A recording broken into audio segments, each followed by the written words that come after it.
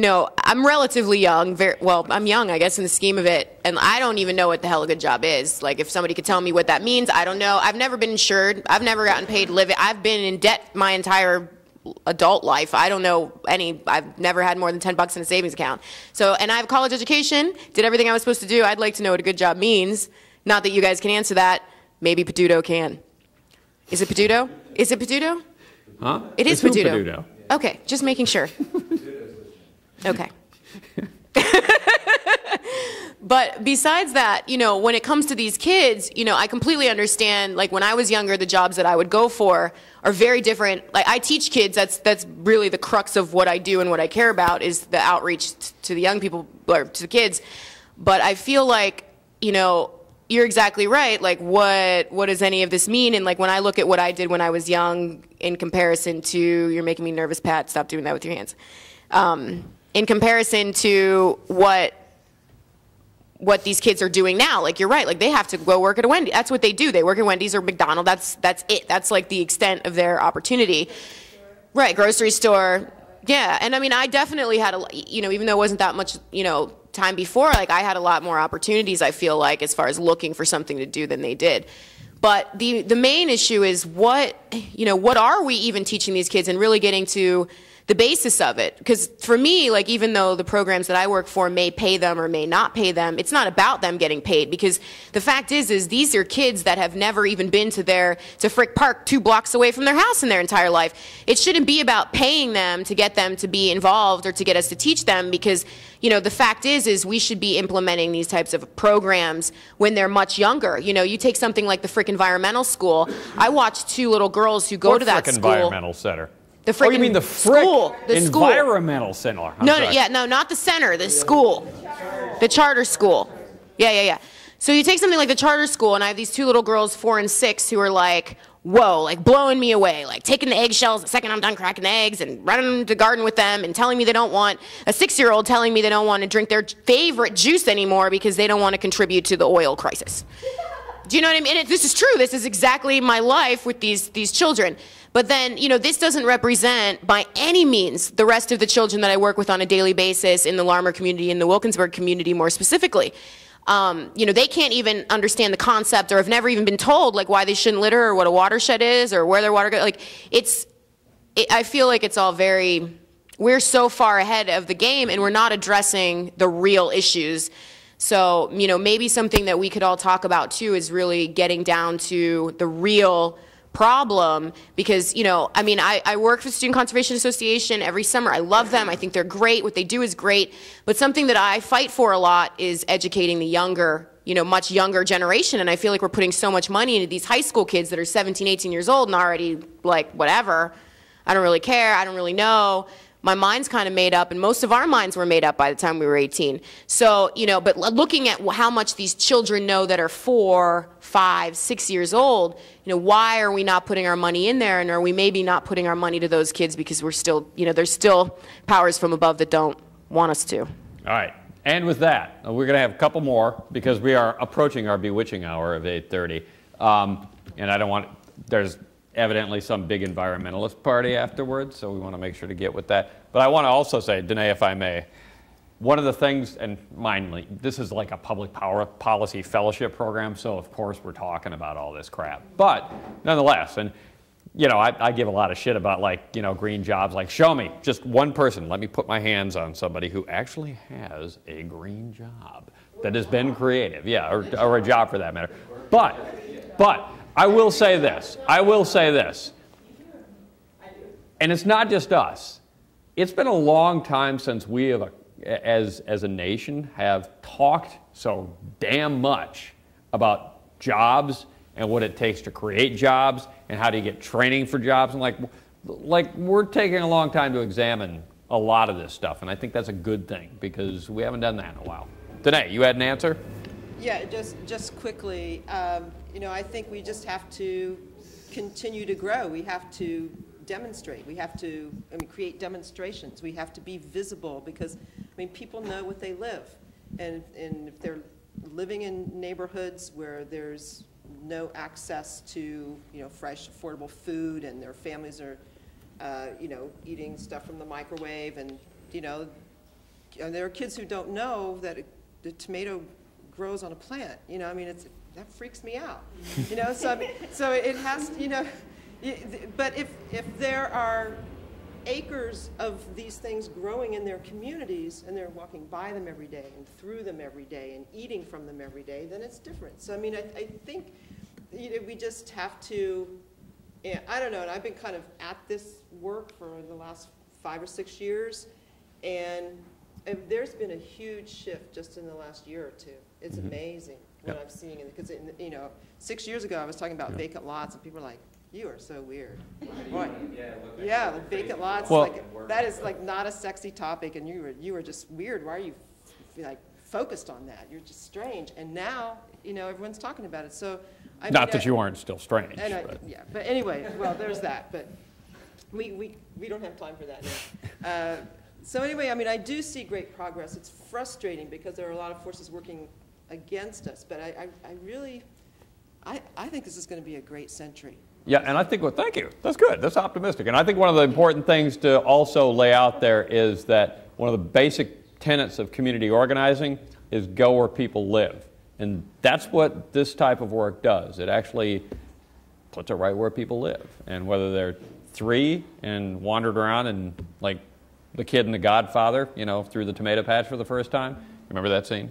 Marlon Brando falls over dead. Or, you know, like they're high school kids in the summer. Well, you don't remember that? High school kids in the summer, you know, learning some basic skills like showing up on time and showing up on time every day. These are important things. We had another question, and with that, oh, great. Oh, I was just all right, and then we have another question. Right before the question, and I was actually going to hand out garlic, but based on what Danae was saying, and a gentleman actually from Japan named Manitoba Fukuoka, really? Who wrote a book called The One Straw Revolution. And what he was talking about in that book was that a single straw of wheat has, you know, hundreds of wheat berries, each one of which would become hundreds of different wheat straws. And then each of those, now you've got 10,000 straws. You've got millions of straws of wheat after, you know, only a few harvests. That's my intention with the garlic, and I hope that everybody in the room is able to plant the garlic and share it with neighbors and continue to do that type of activity so that it's not a mystery that things like carrots are roots. They're not they're not these cute little milled orange things in a bag when you get them. They're in not nature. milled. They grow that way. They don't grow like that. They don't come that way. Oh, they grow them in the coma. They come up other ways. So, section. All right, so here's another question. Yeah, you the movie? Yeah, exactly. And with that, we're handing out our free garlic. And Thanks. I winked at Pat like, please. I have a question about engagement. I feel like recently a lot of the things that I've been talking about and that have been brought up, especially in Pittsburgh, because we all know there's a lot of money here, you know, with all of these, you know, we have tons of money. And being someone like of color that grew up in a blighted community or whatever. Of color? Right. Yes, a community of color. A blighted with my white parents. Environmental justice and environmental racism and all these types of things are things that I find important. And one of the things that I've discovered with a lot of nonprofits, and this is me getting to the nitty gritty, so I'm not trying to make anybody feel some type of way. Bring it. Thank you. But one of the things that, since I have the 3 of you in front of me, that I feel is really important that is not being addressed is like, you know, a lot of the root of the problem sort of situations. And you have in Pittsburgh, this is an issue in a lot of cities, you know, where you have this sort of, somebody says the wrong side of the train tracks, which here could be Penn Avenue or whatever. And, you know, I know more specifically, Danae's really familiar with this based on where she lives, but I feel this really big disconnect in Pittsburgh as somebody that grew up in these communities and still lives in these communities. And when I go to fundraisers and other events, and being very one-sided for nonprofits that work with a completely separate group. And I understand the whole whining and dining of people with money, but I think that there needs to be some attention paid to the fact that Pittsburgh does have so much money, and it's not about writing a check, and it's also not about writing a check to Africa or some random place, right, when you can see children that have no shoes running around across the street, across Penn Avenue. And so one of my questions for you guys is not necessarily organizationally based, but, you know, personally, how do you feel that some of this outreach can be done so that you don't have to go get free beer and give some money away and be like, I give crap about my community or about this other community down the street, but actually engaging these people to really give a shit about the people that are starving and dying and 6,000 people in a 2 square mile radius that are in poverty. Oh, I can't believe I'm you sorry. want that to be the last question. I'm sorry. That's like an entire day's discussion, for God's sake. But I will leave us with that. Because, and if I may, is this groovy? I mean, I don't want to. I mean, who has the answer to that? One quick comment. All right, one quick comment. One quick comment. And one quick comment. But comments are welcome. I just had a quick comment that there is actually precedent for some places. There's, you know, there are precedents in our own in history to look from for what did people do when people reached peak oil. And I think a lot of times, you know, that was the first price shock, and we can talk about all these economic terms and all these social ramifications that have been externalized problems, you know, trickle down through the centuries. But what can we really do here in this country in terms of coming together and actually organizing, and how to maintain that in a transparent way, you know, doing this kind of thing hopefully is going to lead to something like that, but really setting a precedent to become an example of how to do it democratically and how to do it in a democracy, so that in hopes that we actually will have a democracy someday. Because right now, I think we're all kind of cataloging all the different, you know, angles we're seeing this, and we're seeing this, there's this huge disconnect between, you know, observation and reality, and what things seem like and what's really going on behind closed doors.